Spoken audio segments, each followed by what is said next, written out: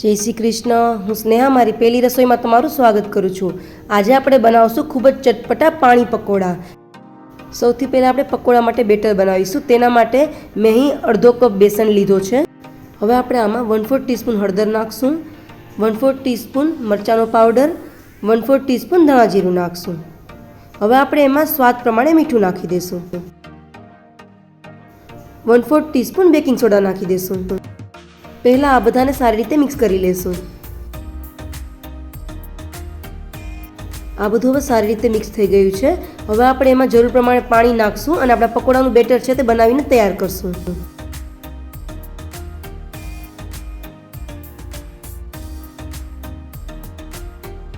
પકોડાનું lumps free better બનીને તૈયાર થઈ ગયું છે।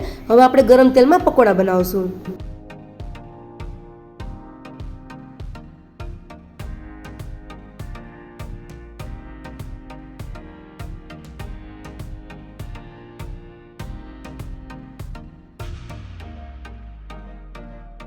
હવે આપણા પકોડા ગોલ્ડન થઈ ગયા છે અને સારી રીતે ફ્રાય થઈ ગયા છે।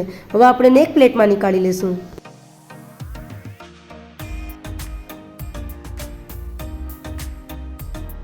પકોડાનું ચટપટું પાણી બનાવવા માટે આપણે એક મોટો બાઉલ લેશું, એમાં 1 ગ્લાસ પાણી નાખશું। હવે આપણે આ પાણીમાં 1/4 કપ આમલીનું જ્યુસ નાખશું,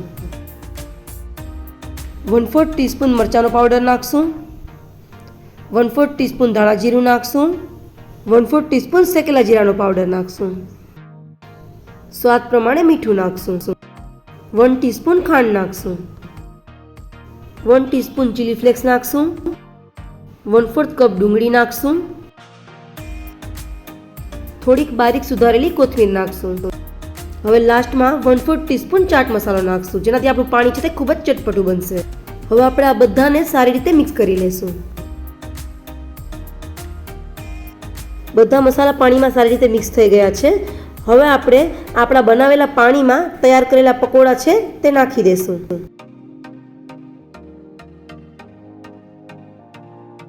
જો તમને મારી રેસીપી પસંદ આવે તો વિડીયોને લાઇક, શેર અને ચેનલને સબસ્ક્રાઈબ કરજો।